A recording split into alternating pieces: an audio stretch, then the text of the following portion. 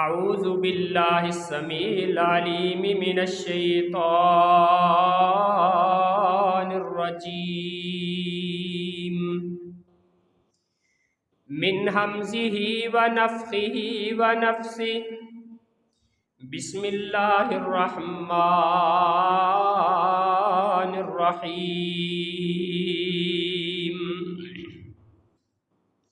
لقد من اللہ علی المؤمنین اذ بعث فیہم رسولا من انفسہم یتلو علیہم آیاتہ ویزکیہم ویعلمہم الکتاب والحکمہ وَإِن كَانُوا مِن قَبْلُ لَفِي ضَلَالٍ مُبِينٍ۔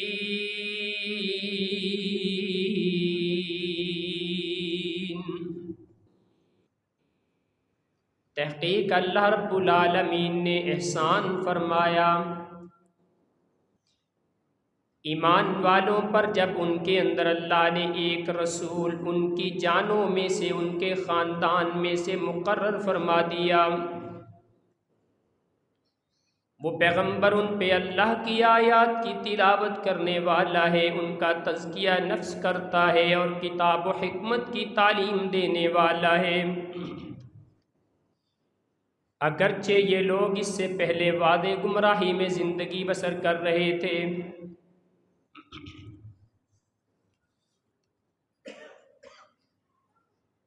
تعریف تحمید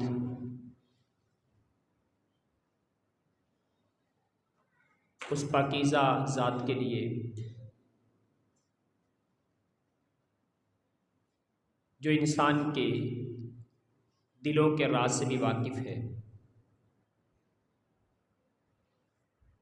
ریت کے ذرات کو جانتا ہے، درختوں کے پتوں سے واقف ہے۔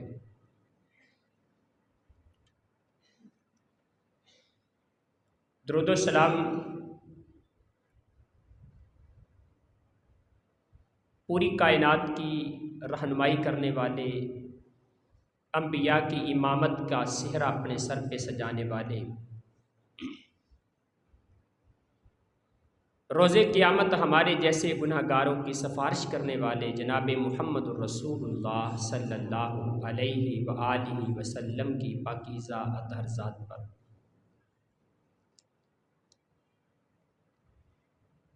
ماہ ربیع الاول کی آج 19 تاریخ ہے،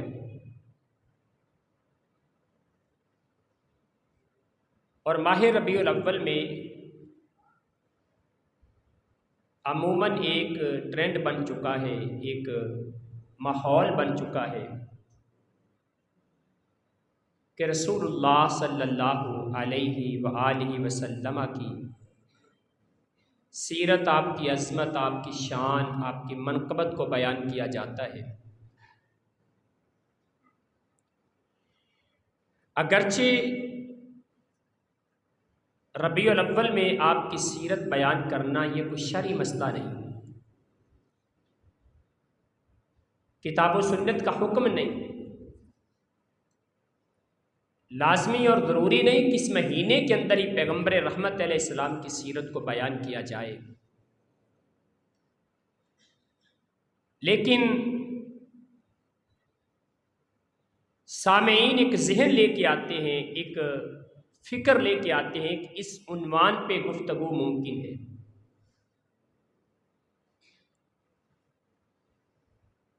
خطیب کے لیے، بیان کرنے والے کے لیے یہ آسانی ہو جاتی ہے کہ عوام کا ذہن نہیں بنانا پڑتا، اور رسول اللہ صلی اللہ علیہ وسلم کی سیرت اس مہینے میں بیان کرنے کا جیسا ماحول بنا ہوتا ہے، بیان کر دی جاتی ہے۔ پیغمبر کائنات محمد عربی صلی اللہ علیہ وسلم کی سیرت زندگی کی ہر پہلو میں رہنمائی کرتی ہے، اس کے بہت سارے زاویے ہیں۔ حتیٰ کہ میں ایک یہودی کا قول پیش کر کے آگے چلتا ہوں۔ 1980 کے اندر مائیکل ہارٹ نے کتاب لکھی 100 عظیم شخصیات۔ اس کتاب کو لکھنے کے لیے میرا گمان یہ کہتا ہے کہ مائیکل ہارٹ نے دنیا کے اندر کم از کم 10,000 انسانوں کی زندگی کا مطالعہ کیا ہوگا۔ ان 10,000 میں سے 100 لوگوں کا انتخاب کیا اور ان 100 ہستیوں کو اپنی کتاب کے اندر جگہ دی، اور پھر ان 100 میں سے سب سے پہلا نمبر جس کو دیا وہ جناب محمد الرسول اللہ صلی اللہ علیہ وسلم۔ وہ تو یہودی ہے، اور پھر اس نے مقدمے میں لکھا ہے کہ یہ بات سوچنے میں مجھے کتنا عرصہ لگا کہ سب سے پہلے نمبر پہ کس کو لے کے آؤں۔ حالانکہ یہودی تھا، جناب موسیٰ علیہ السلام کو پہلا نمبر دے سکتا تھا، جناب عیسیٰ علیہ السلام کا اس نے تذکرہ کیا اپنی کتاب میں، ان کو پہلا نمبر دے سکتا تھا،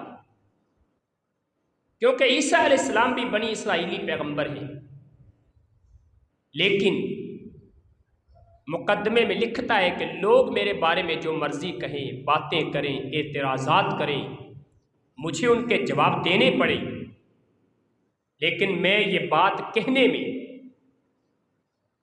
کوئی حرج محسوس نہیں کرتا اگر میں نے 100 انسانوں کو اپنی کتاب کے اندر جگہ دی ہے، تو میں پورے دعوے سے کہتا ہوں کہ زندگی کے ہر معاملے میں کامیاب اگر کوئی نظر آتا ہے تو وہ صرف ایک ہستی ہے، اور وہ ہستی محمد الرسول اللہ صلی اللہ علیہ وسلم۔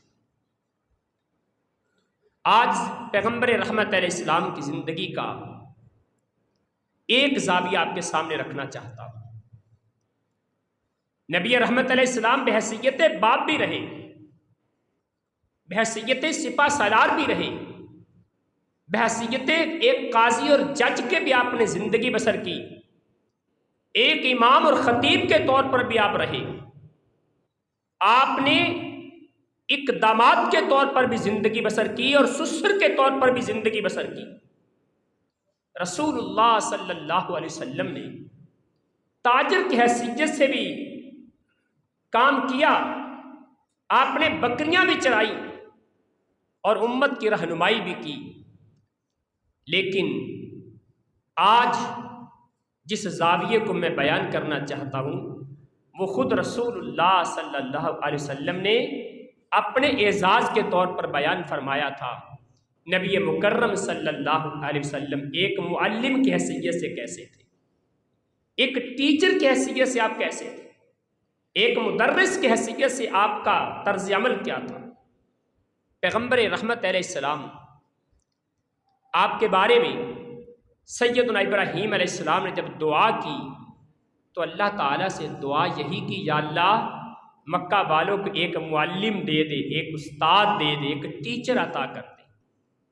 ربنا وابعث فیہم رسولا منہم یتلو علیہم آیاتک وَيُعَلِّمُهُمُ الْكِتَابَ وَالْحِکْمَةَ وَيُزَکِّیہم إِنَّکَ أَنْتَ الْعَزِیزُ الْحَکِیم۔ اے اللہ تیرا گھر بیت اللہ میں نے بنا دیا ہے، اللہ اب اس گھر کی آباد کاری کے لیے ان کے اندر ان کے خاندان میں سے ایک رسول بھیج دے جو ان پر تیری آیات کی تلاوت کرے، کتاب و حکمت کی تعلیم دے، ان کا تزکیہ کرے، تربیت کرے ان کی۔ اے اللہ تو غالب ہے، حکمت والا ہے۔ جناب ابراہیم علیہ السلام نے دعا یہی کی تھی، یا اللہ ایک معلم عطا کر دے، اور اللہ تعالیٰ نے ایک معلم بھی عطا کر دیا، اس کا احسان بھی جتلایا۔ لقد من اللہ، مننا کا معنی ہوتا ہے احسان جتلانا کسی پر، احسان کرنا اور کر کے پھر اس احسان کو جتلانا۔ دنیا والوں کے لیے یہ حرام ہے، کوئی انسان کسی انسان پر احسان کرے پھر وہ احسان جتلائے، اس کے لیے غلط ہے، منع ہے، حرام ہے۔ لیکن اللہ تعالیٰ احسان کرنے کے بعد احسان جتلا لے یہ خالق کے لائق ہے۔ لقد من اللہ، اللہ نے احسان جتلایا علی المومنین، ایمان والوں پر۔ کس حیثیت سے؟ کہ ان کے اندر ایک رسول مقرر کر دیا، انہی کے خاندان میں سے، کوئی غیر نہیں تھا، ایسا نہیں تھا جس کو جانتے نہیں ہیں، دیکھا بھالا ہے، اس کے کردار سے واقف ہے، خاندان کو جانتے ہیں، اس کے حسب نسب کو جانتے ہیں، اس کے لیل و نہار سے واقف ہیں، اس کی زندگی کے معاملات کو جانتے ہیں، ایسا رسول عطا کیا یتلو علیہم آیاتہ، وہ رسول ان پہ اللہ کی آیات کی تلاوت کرنے والا، ویزکیہم، ان کا تزکیہ کرنے والا، ویعلمہم الکتاب والحکمہ، ان کو کتاب و حکمت کی تعلیم دینے والا تھا۔ یہاں بھی حیثیت معلم کے طور پہ اللہ تعالیٰ نے بیان فرمایا، اور رسول اللہ صلی اللہ علیہ وسلم کہا کرتے تھے انما بعثت معلما، کائنات کے رب نے مجھے معلم بنا کے بھیجا ہے، اللہ کے رسول نے، اللہ تعالیٰ نے مجھے استاد اور ٹیچر بنا کے بھیجا ہے، ایک مدرس کی حیثیت سے بھیجا ہے۔ اور نبی رحمت علیہ السلام کی اس حدیث کو پڑھنے والا استاد، اس کو بھی چاہیے آج پیغمبر کائنات علیہ السلام کی اس حیثیت کے مطابق اپنے آپ کو ڈھالے، ورنہ سکول کی دیوار پہ لکھا ہوتا ہے، کالج کی دیوار پہ لکھا ہوتا ہے، اور اسی دیوار کے سائے میں بیٹھ کے پڑھانے والا ٹیچر، اس کا کردار اتنا قابل شرم ہوتا ہے، اتنا قابل افسوس ہوتا ہے کہ انسان کو یہ دیکھ کے شرمندگی محسوس ہوتی ہے کہ یہ استاد مسلمان بھی ہے یا نہیں، انسان ہونا تو بڑی دور کی بات ہے۔ ایسے ایسے معاملات، ایسے ایسے واقعات دیکھنے کو ملتے ہیں۔ اللہ اکبر۔ پیغمبر کائنات علیہ السلام نے اپنے آپ کو ایک معلم کے طور پہ پیش کیا، میں ایک استاد ہوں، میں ایک ٹیچر ہوں، ایک مدرس ہوں، اور امت کو بھی سبق یہی دیا۔ اور یہ بات یاد رکھیں، پوری انسانی تاریخ کے اندر مطالعہ کریں آپ، اگر ایک استاد ٹھیک ہو جائے نا، ایک استاد کی تربیت اچھی ہو جائے، وہ مربی بن جائے، وہ اچھی تعلیم دینے والا بن جائے، دنیا کے کسی ایک محکمے کو درست کرنے کی ضرورت نہیں، صرف ایک ٹیچر کو درست کر دیا جائے، ایک استاد کو درست کر دیا جائے، انقلاب پیدا کرتی ہے۔ استاد بادشاہ بھی وہی بنانے والا ہے، قاضی اور جج بھی استاد بناتا ہے، اداروں کے چلانے والے بھی استاد پیدا کرتا ہے۔ لیکن اگر استاد کی تربیت ہو جائے تو ہر محکمے کی، ہر ادارے کی تربیت ہو جاتی ہے۔ بگاڑ کہاں سے چلتا ہے؟ بگاڑ بھی یہیں سے چلتا ہے۔ طرز عمل کچھ اور ہوتا ہے، نصاب کچھ اور کہہ رہا ہوتا ہے، استاد پڑھا کچھ اور رہا ہوتا ہے، زبان سے کچھ اور کہتا ہے اور کر کے کچھ اور دکھاتا ہے، پھر شاگرد بھی ویسے ہی پیدا ہوتے ہیں۔ اگر آپ کبھی امتحانی سینٹر کا وزٹ کر کے دیکھیں تو آپ حیران رہ جائیں گے۔ لیکن چلتے ہیں آگے انشاءاللہ۔ ایک استاذ کی ذمہ داری، سب سے پہلی ذمہ داری یہ ہے کہ وہ آنے والے طالب علم کا خیر مقدم کرے۔ اس کے پاس جو شاگرد آ رہا ہے، علم حاصل کرنے کے لیے جو بچے آ رہے ہیں، ایک خطیب، ایک مدرس، ایک امام، اس کے پاس جو مقتدی اور سامعین آنے والے ہیں، ان کا خیر مقدم کرے، ان کو خوش آمدید کہے، ان کی حوصلہ افزائی کرے، ان کی دل جوئی کرے۔ رسول مکرم صلی اللہ علیہ وسلم کی سنت مطہرہ تھی۔ جناب صفوان مرادی بیان کرتے ہیں، رسول اللہ صلی اللہ علیہ وسلم کے پاس میں آیا، اتیت النبی صلی اللہ علیہ وسلم وہو فی المسجد متکی علی برد لہ احمر فقلت لہ یا رسول اللہ انی جئت اطلب العلم فقال مرحبا بطالب العلم۔ اب صفوان کہتے ہیں میں رسول اللہ صلی اللہ علیہ وسلم کے پاس آیا، میں نے اللہ کے پیغمبر سے کہا اللہ کے رسول میں آپ کے پاس علم حاصل کرنے کے لیے آیا ہوں، کچھ سیکھنے کے لیے آیا ہوں۔ پیغمبر کائنات نے کہا تمہیں خوش آمدید ہو، ویلکم کہتے تمہیں، اہلاً سہلاً کہتے تمہیں، آؤ تمہارا آنا مبارک ہو۔ اور پھر رسول اللہ صلی اللہ علیہ وسلم نے فرمایا ان طالب العلم لا تحفه الملائکہ باجنحتها ثم يركب بعضهم بعضا حتى يبلغ السماء الدنيا من محبتهم لما يطلب۔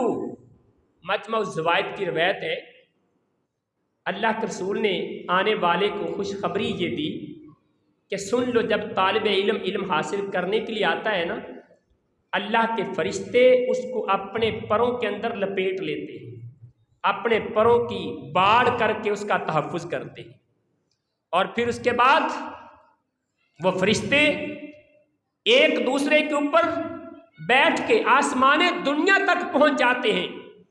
گویا کہ یہ طالب علم، اس کے چاروں طرف اللہ کے فرشتے اپنے پروں کے ساتھ تحفظ کی باڑ کر کے عقیدت و محبت کے ساتھ دائرہ لگا کے آسمان دنیا تک پہنچ جاتے ہیں، اور یہ دائرہ آسمان دنیا تک وسیع ہو جاتا ہے، اور پھر اپنی محبت کا اظہار کرتے ہیں اس بنیاد پر کہ وہ طالب علم ہے، علم حاصل کرنے والا ہے۔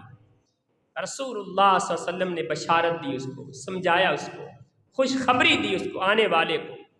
ابو سعید الخدری رضی اللہ تعالیٰ عنہ بیان کرتے ہیں، اور یہ حدیث خصوصاً اساتذہ کرام کے لیے، پیغمبر کائنات علیہ الصلوۃ والسلام نے فرمایا سیاتیکم اقوام یطلبون العلم فاذا رأیتموہم فقولوا لهم مرحبا مرحبا بوصیۃ رسول اللہ صلی اللہ علیہ وسلم واقنوہم۔ اللہ کے رسول نے اساتذہ کرام کو، صحابہ اعظام کو، اپنے شاگردوں کو پیغمبر کائنات نے حکم دیا، ایک وقت آئے گا دنیا کی قومیں، لوگ دور دور سے سفر کر کے اپنی سواریوں کے جگر مار کے تمہارے پاس آئیں گے علم حاصل کرنے کے لیے۔ جب وہ تمہارے پاس علم حاصل کرنے کے لیے آئیں، فَقُولُوا لَهُمْ مَرْحَبًا بِكُمْ، انہیں کہنا تمہارا آنا مبارک ہو۔ آنے والوں سے کہنا، کون کہے گا؟ استاد کہے گا۔ کس سے کہے گا؟ اپنے شاگرد سے کہے گا، مرحباً بکم، تمہارا آنا خوش آمدید، تمہارا آنا مبارک ہو۔ اور پھر اللہ کے رسول نے فرمایا وَقْنُوهُمْ، ان کو علم سکھانا بھی ہے، ٹال مٹول نہیں کر دینی، علم بھی سکھائیے ان کو۔ لہٰذا ایک استاد کی ذمہ داری ہے، مسجد کا مدرس ہے، سکول کا ٹیچر ہے، کالج کا لیکچرر ہے، یونیورسٹی کا پروفیسر ہے، کسی مدرسے کے اندر تدریس دینے والا شیخ الحدیث ہے، کسی مسجد کا امام ہے، کسی ممبر کا خطیب ہے، اس کی ذمہ داری ہے آنے والوں کو خوش آمدید کہے، ان کی دل جوئی کرے، کیونکہ میرے نبی علیہ السلام کا یہی طریقہ، بحیثیت معلم آپ کی سنت یہی ہے۔ دوسرے نمبر پہ رسول اللہ صلی اللہ علیہ وسلم نے کلاس کے اندر آگے بیٹھنے والوں کے لیے خوشخبری کا اعلان کیا ہے۔ ہمارے تو عموماً یہی رویہ ہوتا ہے نا، سکول میں اسٹوڈنٹ جاتا ہے، طالب علم جاتا ہے، اس کی کوشش ہوتی پیچھے بیٹھے، کالج میں شاگرد جاتا ہے، کوشش ہوتی پیچھے بیٹھے، مسجد میں سامع آتا ہے، مقتدی آتا ہے، کوشش ہوتی ہے پیچھے بیٹھے، پہلی صفوں کو چھوڑ کے، پہلی لائن کو چھوڑ کے پیچھے بیٹھنے والے ہیں۔ رسول اللہ صلی اللہ علیہ وسلم نے کیا فرمایا؟ سمرہ بن جندب بیان کرتے ہیں، قال احضروا الذکر وادنوا من الامام فإن الرجل لا يزال يتبعد حتى يؤخر فی الجنہ وإن دخلها۔ سنن ابی داود کی روایت ہے، اللہ کے پیغمبر فرماتے ہیں لوگوں جب ذکر کی بات ہو، جب علم کی بات ہو، علم کی محفل میں بیٹھا کرو، علم کی مجلس میں بیٹھا کرو، وادنوا من الامام، امام کے قریب ہو کے بیٹھو، اس کی باتوں کو غور سے سنو، استاد کے قریب ہو کے بیٹھو۔ اور فرمایا لا یزال الرجل یتباعد، بندہ جیسے پیچھے جاتا ہے، پیچھے جاتا ہے، پیچھے جاتا ہے، حتی یؤخر فی الجنہ، اللہ اس کو جنت کے اندر بھی پیچھے کر دیتا ہے، سب سے آخری حصے میں جنت میں جائے گا، وَإِن دَخَلَهَا، اگرچہ جنت میں داخل ہو بھی جائے، داخل ہو بھی جائے تو جنت میں سب سے آخر میں جائے گا، جتنا پیچھے بیٹھے گا نا اتنا جنت میں لیٹ جائے گا۔ اب کس انسان کا دل نہیں چاہتا یار، تھوڑی سی سوچنے کی بات ہے، ہم مسجد کا ماحول ہی لے لیں، اب جمعہ پڑھنے کے لیے آتے ہیں نا، الحمدللہ سارے ہی آتے ہیں، بار بار کہا جاتا ہے، حتیٰ کہ اب تو مجھے یقین جانے شرمندگی ہونے لگی، میں کہنے چھوڑ دیا میں نے، لیکن چلے میری بھی غلطی، مجھے کہتے رہنا چاہیے۔ لیکن بار بار کہنے کے باوجود بھائی ہفتے کے بعد 1 گھنٹہ کم از کم آپ کے آنے سے لے کے خطبہ سننا، نماز پڑھنا، دعا میں شامل ہونا، واپس پلٹ کے جانا 1 گھنٹے کا ٹائم ہوتا ہے، یہ بھی ہم پورے کا پورا نہیں دیتے تو پھر کس امید پہ جنت کی خواہش کیے بیٹھے ہیں؟ ہم تو اللہ کے لیے کچھ بھی کرنے کے قابل نہیں ہیں، 1 ہفتے کے بعد اتنا ٹائم نہیں دے سکتے۔ اور جو احباب آتے ہیں پہلی کوشش ہوتی ہے کہ خطبے کے اینڈ میں جائیں گے۔ ابھی آپ دیکھیں تھوڑی دیر کے بعد ماشاءاللہ مسجد بھری ہوگی، جب خطبہ ختم ہونے والا ہے تو کیا یہ سارے نہیں آ رہے؟ ٹائم بھی نکالا، گھر سے چلے بھی، اپنی دکان کو بند بھی کیا، اپنا کاروبار بھی چھوڑا، اپنی مصروفیات کو ترک بھی کیا، مسجد میں آئے، اپنا خرچہ بھی کیا، پیدل بھی چل کے آئے، محنت مشقت بھی اٹھائی، تیاری بھی کر کے آئے، لیکن فائدہ کوئی نہ ہوا تو پھر کیا آنا چاہیے؟ کیسا آنا ہوا؟ آنے کا پھر مقصد تو پورا نہ ہوا۔ اگر آپ آئے ہیں تو کوشش کریں جلدی آئیں اور پہلی صفوں میں بیٹھیں۔ امام طیبی رحمہ اللہ نے اس پر ایک عنوان مقرر کیا اور بڑی کمال کی بات کہی ہے۔ اگر انسان کے دل میں ایک ذرہ بھی ایمان ہونا، انسان اس بات کو سن کے تڑپ جاتا ہے۔ امام طیبی فرماتے لا یزال الرجل یتباعد عن استماع الخطبہ وعن الصف الاول الذی هو مقام المقربین حتی یؤخر الی آخر صف المتصفلین۔ آپ فرماتے ہیں بندہ جیسے پیچھے پیچھے رہتا ہے نا، پچھلی صفوں میں بیٹھتا ہے، پچھلی جگہ پہ بیٹھتا ہے، اور پہلی صف اور امام کے قریب ہو کے بیٹھنا جو کہ اللہ کے مقرب بندوں کا مقام ہے، مقام المقربین، رب کے مقرب بندوں کا پہلی صف پہ بیٹھنا اللہ کے قریبی لوگوں کا مقام ہے۔ اس صف سے پیچھے ہٹ کے بیٹھتا ہے، جان بوجھ کے پیچھے رہتا ہے۔ امام صاحب فرماتے ہیں حتی یؤخر الی آخر صف المتصفلین، جو سب سے نچلے درجے کے لوگ ہوتے ہیں نا، اللہ اس بندے کو ان سے بھی نیچا کر دیتا ہے۔ اب ہماری تو خواہش نہیں ہم سب سے نیچے ہو جائیں، خواہش تو یہی رہتے ہم اونچے رہیں، ہم اللہ کے قریب رہیں، خواہش تو یہی ہوتی ہے، تمنا تو یہی ہوتی ہے۔ تو پھر میرے بھائیوں جلدی آنا چاہیے، اور اس دور کے طالب علم کے لیے بھی ضروری ہے اپنی کلاس کے اندر جا کے بیٹھے۔ استاد کو چاہیے اپنے شاگردوں کو قریب کر کے بٹھائے، اور ایک امام اور خطیب کو چاہیے سامعین کو قریب قریب بیٹھنے کی دعوت دے۔ تیسرے نمبر پہ رسول اللہ صلی اللہ علیہ وسلم نے احساس ذمہ داری سکھائی ہے۔ ایک ٹیچر کے اندر، ایک استاد کے اندر ذمہ داری کا احساس ہونا چاہیے۔ پیغمبر کائنات علیہ السلام تعلیم دیتے وقت آپ مناسب وقت کا خیال کیا کرتے تھے، جب بھی ٹائم ملتا آپ تعلیم دیتے، کوئی خاص کلاس مقرر نہیں کی، جہاں ٹائم ملتا، جہاں موقع ملتا آپ سفر کے اندر ہوتے وہاں بھی تعلیم دیتے، اپنے گھر میں ہوتے وہاں بھی تعلیم دیتے، مسجد میں ہوتے وہاں بھی تعلیم دیتے، بازار میں ہوتے وہاں بھی تعلیم دیتے۔ آپ ایک ایک جگہ پر ایک ایک وقت کے اندر ہر موقع پہ آپ تعلیم دینے کی کوشش کیا کرتے تھے، حتیٰ کہ ایک رات کا ٹائم ہے، عشاء کی نماز کے بعد صحابہ کرام بیٹھے ہیں، 14ویں رات کا چاند چمکتا نظر آتا ہے، صحن مسجد نبوی ہے، پیغمبر کائنات تشریف فرما ہے، آپ کی نظر پڑی 14ویں کا چاند چمک رہا ہے۔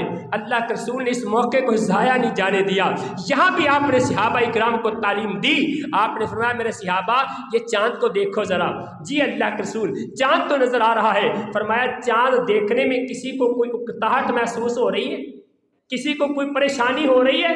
کسی کو پیچھے کرنا پڑ رہا ہے؟ دکم پیل ہو رہی ہے کہ تو تھوڑا پیچھے ہو میں بھی چاند دیکھ لوں؟ فرمایا نہیں اللہ کے رسول، ہر بندہ آسانی سے چاند کو دیکھ رہا ہے، ہر بندہ بڑی محبت اور مٹھاس سے چاند کو دیکھ رہا ہے اور کوئی اکتاہٹ محسوس نہیں ہو رہی۔ اللہ کے رسول فرماتے ہیں کل قیامت کا دن ہوگا، تم اپنے رب کو ایسے ہی دیکھو گے جیسے 14ویں کا چاند نظر آ رہا ہے۔ پیغمبر رحمت علیہ السلام نے تعلیم کا یہ موقع ضائع نہیں جانے دیا۔ اللہ کے رسول گھر میں کھانا کھا رہے، عمر بن ابی سلمہ رضی اللہ تعالی عنہ رسول اللہ صلی اللہ علیہ وسلم کے ربیب تھے، سیدہ ام سلمہ ام المومنین، مومنوں کی ماں، ان کے لخت جگر تھے، ابو سلمہ سے ان کے بیٹے تھے۔ نام عمر تھا۔ اللہ کے رسول کے ساتھ جب سیدہ ام سلمہ کا نکاح ہوا، بچے بھی ساتھ آئے، ان کے اندر جناب عمر بھی موجود تھے رضی اللہ تعالیٰ عنہ۔ پیغمبر کائنات کھانا کھا رہے ہیں، یہ چھوٹا بچہ ہے۔ نبی علیہ الصلوۃ والسلام جب کھانا کھاتے دیکھا نا، دوڑتے آ رہے، آتے دوڑ کے فوراً رسول اللہ کے ساتھ کھانے میں ہاتھ ڈال دیا۔ اللہ کے پیغمبر نے یوں ہاتھ پکڑا، فرمایا یا غلام کل بیمینک، بچے اپنے دائیں ہاتھ سے کھاؤ، وسم اللہ، اللہ کا نام لو، بسم اللہ پڑھو، وکل مما یلیک، اپنے سامنے سے کھاؤ۔ طریقہ بتا دیا، تعلیم دے دی، تربیت کر دی، وقت نہیں دیکھا، رات کا ٹائم ہوگا پھر تمہیں سمجھاؤں گا، کلاس لگے گی پھر تعلیم دوں گا، فلاں موقع پہ تمہاری تربیت کروں گا۔ اللہ کے پیغمبر نے یہ نہیں دیکھا، وقت تھا، موقع تھا تعلیم دینے کا، تربیت دینے کا، پیغمبر کائنات نے اسی وقت تعلیم دی، اسی وقت تربیت کر دی۔ رات کا ٹائم ہے، تہجد کا وقت ہے، آدھی رات سے زیادہ رات گزر چکی ہے، پیغمبر کائنات علیہ السلام مصلی پہ کھڑے ہیں۔ جناب عبداللہ ابن عباس رضی اللہ تعالیٰ عنہ رسول اللہ کے ساتھ آ کے کھڑے ہو گئے، آپ نے کان سے پکڑ کے دوسری سائڈ پہ کھڑا کیا۔ میرے نبی نے تعلیم دی، تربیت دی کہ امام کے دائیں سائڈ پہ کھڑے نہیں ہونا، اگر مقتدی اور امام دو اکٹھے ہیں تو امام کے بائیں سائڈ پہ کھڑے ہونا ہے، امام کے بائیں سائڈ پہ کھڑے ہونا، امام کے دائیں سائڈ پہ کھڑے ہونا ہے۔ مقتدی امام کے دائیں سائڈ پہ کھڑا ہوگا۔ رسول اللہ نے رات کی آدھی رات کے ٹائم میں تربیت کر دی، وہاں بھی تعلیم دے دی۔ اللہ اکبر۔ سیدنا رسول اللہ صلی اللہ علیہ وسلم کے گھر میں آپ کے چچا جناب زبیر کی بیٹی زبا آئی، آ کے اللہ کے پیغمبر سے سوال کیا۔ نبی رحمت علیہ السلام نے اس سوال کا بھی جواب دیا۔ سیدہ خولہ بنت سالمہ رضی اللہ تعالی عنہ آدھی رات کے ٹائم میں زہار کا مسئلہ لے کے آئی اللہ کے رسول سے پوچھنے کے لیے۔ پیغمبر کائنات نے اس وقت بھی رہنمائی کی، لہٰذا آپ نے کبھی تعلیم کا کوئی موقع ضائع نہیں جانے دیا۔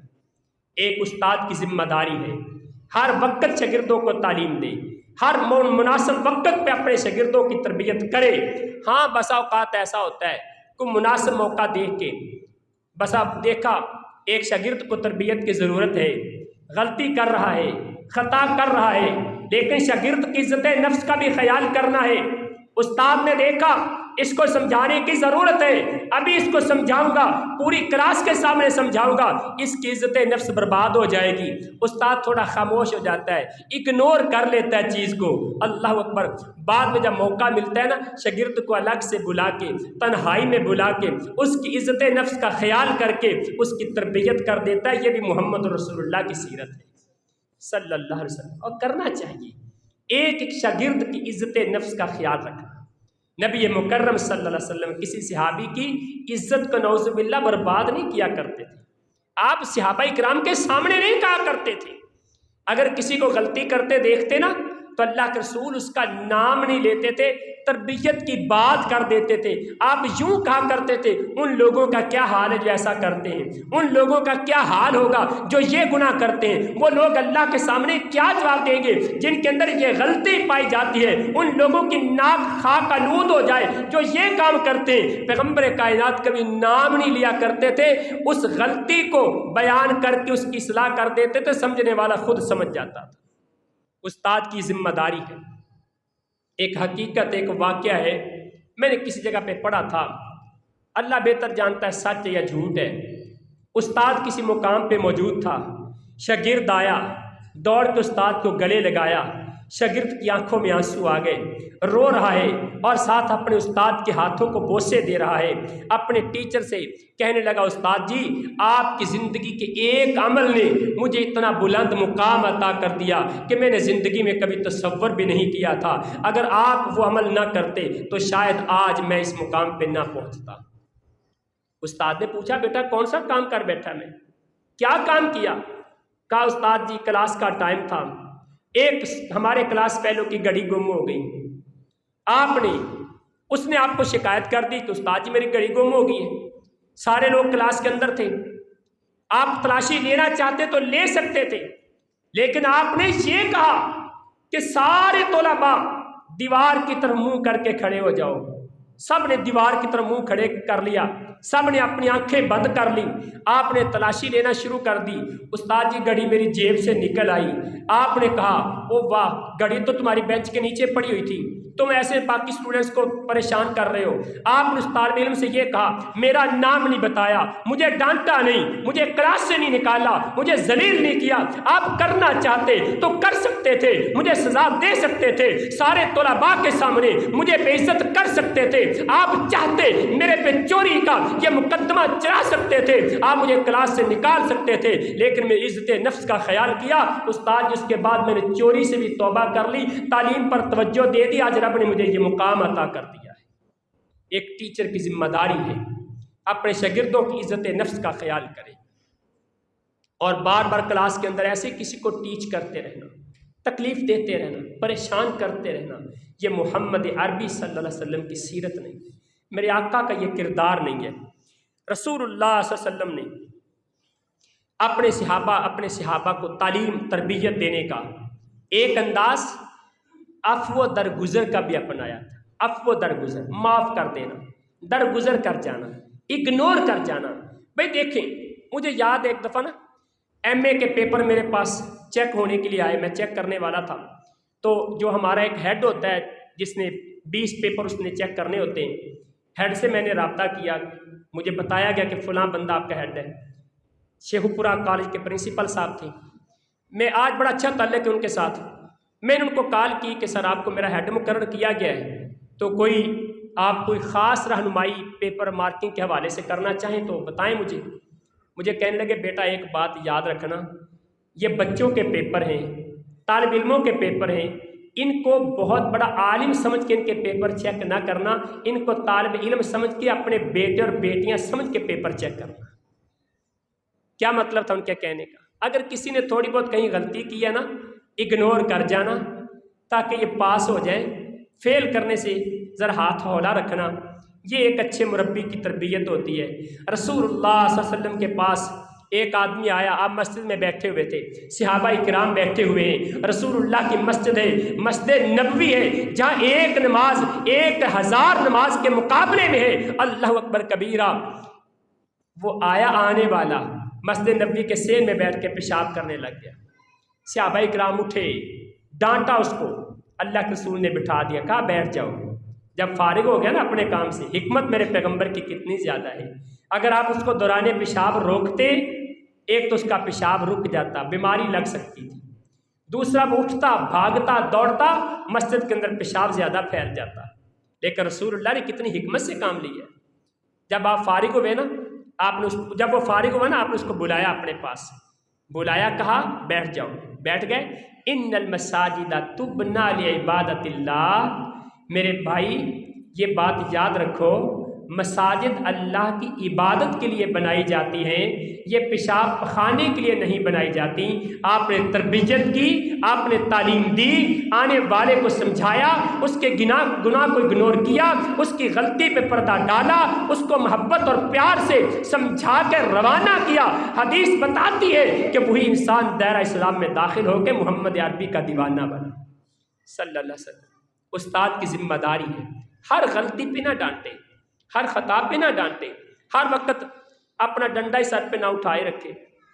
जनाब अनस रज़ी अल्लाह ताला बयान करते हैं, मैंने बड़े बड़े मुअल्लिमीन को देखा, फमा रअयतु मुअल्लिमन क़ब्लहु वला बअदहु। मैंने रसूलुल्लाह से पहले भी ऐसा उस्ताद कोई नहीं देखा, मैंने अपने आका के बाद भी ऐसा उस्ताद कोई नहीं देखा।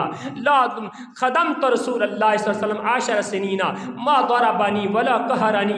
मैंने अल्लाह के पैगंबर की 10 साल खिदमत की, 1 साल की बात नहीं, 2 साल की बात नहीं, 10 साल की बात नहीं, अल्लाह के पैगंबर की मैंने 10 साल खिदमत की है। पैगंबर कायनात ने 10 साल के अंदर मुझे एक बार भी नहीं मारा, आपने एक बार भी नहीं डांटा। अफसोस है उन कुर्राए किराम पे, उन मसाजिद के उलमा पे, उन मदारस के मुदर्रिसीन पे, जिनके पास पढ़ने के लिए आते हैं, कोई कुरान मजीद के तालीम हासिल करने के लिए हिफ्ज़ का बच्चा बन के आता है, हिफ्ज़ का शागिर्द बन के आता है, और कोई हदीस पढ़ने के लिए आता है, लेकिन ये उस्ताद इसके हाथ में डंडा है, जो मार मार के बस औकात उनको जान से ख़त्म कर देता है, उनके जिस्म पे जख्मों के निशान डाल देता है। शर्म आनी चाहिए ऐसे टीचर को। काबा रब की कसम खा के कहता है ये टीचर होने के लायक ही नहीं है। آپ حفظ کے بچوں کو مار رہے ہیں، قرآن مجید کے بچوں کو مار رہے ہیں، پڑھنے والے بچوں کو مار رہے ہیں، رسول اللہ کی حدیث یاد کرنے والوں کو مار رہے ہیں، جن کے فرشتوں میں پر، جن کے سر پاؤں کے نیچے فرشتے اپنے پر بچھاتے ہیں، آپ ان کو مار رہے ہیں۔ آپ کے سکول میں آنے والے بچے پتہ نہیں کس کس ماحول سے آتے ہیں، گھر کے حالات کیا ہے، گھر میں کھانا بھی پکتا ہے ٹائم سے یا نہیں پکتا، آپ ان کو مار رہے ہیں۔ کم از کم کچھ احساس پیدا کرو، آنے والے کے گھر کے حالات پتہ نہیں کیسے، گزارا کیسے ہوتا ہے، اس کی مصروفیات کیا ہے، اپنے ماں باپ کے ساتھ کیسا ہاتھ بٹاتے ہیں، گھر میں ایک روپیہ پیسہ نہیں ہوتا اور تمہارے مطالبے ختم نہیں ہوتے، یہ بھی کر کے آؤ، یہ بھی کر کے آؤ۔ میں ٹیچر سے، اساتذہ کرام سے درد دل سے یہ درخواست کرتا ہوں، بچوں کے حالات پہ رحم کیا کریں، آج کل کے جیسے حالات ہیں۔ اور آخری بات، ویسے باتیں تو بہت زیادہ ہیں، لیکن پیغمبر کائنات علیہ الصلوۃ والسلام اپنے شاگردوں کے لیے دعا بھی کیا کرتے تھے۔ ہر ٹیچر کو چاہیے اپنے شاگردوں کے لیے دعا کیا کرے، اپنی دعاؤں میں ان کو یاد رکھے، نام لے لے کے دعائیں کیا کرے۔ ہمارے استاد گرامی شیخ عتیق اللہ سلفی حافظ اللہ تعالی، اللہ تعالیٰ صحت کاملہ عاجلہ عطا فرمائے، اللہ کے ولی ہے، بقیت السلف ہے، بڑے نیک انسان تھے۔ جب صبح کو آتے نا کلاس پڑھانے کے لیے، اب تو خیر بیمار رہتے ہیں، زیادہ کلاسز نہیں پڑھاتے، اس وقت جب ہم پڑھتے تھے نا، ایک سب سے پہلی کلاس اور سب سے آخری کلاس، 2 کلاسوں کو ضرور پڑھاتے تھے۔ ہماری چونکہ آخری کلاس تھی، پڑھایا کرتے تھے، استاد گرامی تھے، وقت اچھا گزرا تھا، ان کے ساتھ کبھی کھل کے بات بھی کر لیا کرتے تھے۔ پوچھ لینا کبھی، استاد جی رات تسی تہجد پڑھی ہونی، میرے واسطے دعا کیتی سی؟ یقین جانے استاد جی کی آنکھوں میں آنسو ہوتے اور کہتے ہاں شفیق میں نے تیرا نام لے کے تیرے لیے دعا کی تھی۔ جو بھی شاگرد پوچھتا، ایک ایک طالب علم کا نام ان کو یاد ہوتا تھا، اور جب بھی کسی شاگرد نے پوچھا، سوال کیا، یہی جواب دیا، ہاں بیٹا میں نے تیرا نام لے کے تہجد میں دعا کی تھی۔ اللہ اکبر، ایسے استاد کہاں سے ملتے ہیں؟ رسول اللہ کے پاس آگے ابو ہریرہ رضی اللہ تعالیٰ، اللہ کے رسول بڑا پریشان ہوں، فرمایا میرے سے ابھی کیا ہو گیا؟ میری ماں مشرکہ ہے، تمہیں گالیاں دیتی ہے، دعا کر دو اللہ میری امی کو ہدایت عطا فرما دے۔ رسول اللہ نے اسی وقت یہ ہاتھ اٹھا دیا، اللہ مہد ام ابی ہریرہ، اللہ ابو ہریرہ کی ماں کو ہدایت عطا فرما دے۔ پیغمبر کی زبان سے نکلے الفاظ آسمان کی بلندیوں پہ پہنچے، قبولیت کے لبادے میں واپس پلٹے، ابو ہریرہ رضی اللہ تعالیٰ کی ماں کے دل میں اترے، اللہ نے اسلام کی ہدایت عطا فرما دی۔ ابو ہریرہ کہتے حدیث کے الفاظ ہیں، ابو ہریرہ کہتے رسول اللہ نے ہاتھ نیچے کیے، میں نے دوڑ لگا دی، اپنے گھر پہنچوں، میں دیکھوں پیغمبر کی دعا پہلے قبول ہوتی ہے یا ابو ہریرہ پہلے گھر پہنچتا ہے۔ جب میں نے جا کے دروازہ کھٹکھٹایا نا تو ماں کی آواز آئی، الیک ابو ہریرہ، ابو ہریرہ رک جاؤ ابھی۔ دروازے کے پاس میں کھڑا ہو گیا، مجھے پانی کے گرنے کی آواز آئی، یوں لگا جیسے کوئی غسل کر رہا ہے۔ تھوڑی دیر کے بعد دروازہ کھلا، ماں کے بالوں سے پانی کے قطرے ٹپک رہے تھے، ماں کے سر پہ دوپٹہ تھا اور زبان پہ کلمہ تھا، اشہد ان لا الہ الا اللہ وحدہ لا شریک لہ واشہد ان محمدا عبدہ ورسولہ، اللہ اکبر کبیرہ۔ پھر کہتے ہیں میں یوں ہی واپس پلٹا، میں اللہ کے رسول کے پاس آیا، میں نے کہا اللہ کے رسول آپ خوش ہو جائیں، آپ کی دعا اللہ نے قبول کر لی ہے، میری ماں کو اللہ نے ہدایت دے دی ہے۔ اللہ کے رسول وقت قبولیت کا ہے، آپ بھی اس وقت دعا کرنے کے مزاج میں ہیں، ذرا میرے لیے ایک دعا اور کر دیں۔ فرمایا ابو ہریرہ کون سی دعا ہے؟ اللہ کے رسول میرے لیے دعا کر دیں، اللہ مجھے میری ماں کو پوری کائنات کا محبوب بنا دے اور پوری کائنات کے مومنوں سے ہمیں محبت کرنے والا بنا دے۔ کتنی پیاری دعا ہے۔ رسول اللہ صلی اللہ علیہ وسلم نے پھر ہاتھ اٹھا دیے، اللہم حبب عبیدک ھذا وامہ الی عبادک المؤمنین، اللہ میں تو اسے دعا کرتا ہوں تیرا یہ بندہ، چھوٹا سا بندہ ابو ہریرہ، اللہ اس کی ماں، ان دونوں کو پوری دنیا کے تمام مومنوں کا محبوب بنا دے اور پوری دنیا کے مومنوں کو ان کا محبوب بنا دے۔ آج کعبہ کے رب کی قسم ہے، اس منبر پہ کھڑا ہونے والا، درس دینے والا، خطبہ دینے والا، لیکچر دینے والا، دنیا کے اندر مجھے ایک ٹیچر، ایک مدرس ایسا نہیں ملتا جو ابو ہریرہ کے نام کے بغیر خطبہ دیتا۔ کائنات کے رب نے مقام ہی عطا کر دیا۔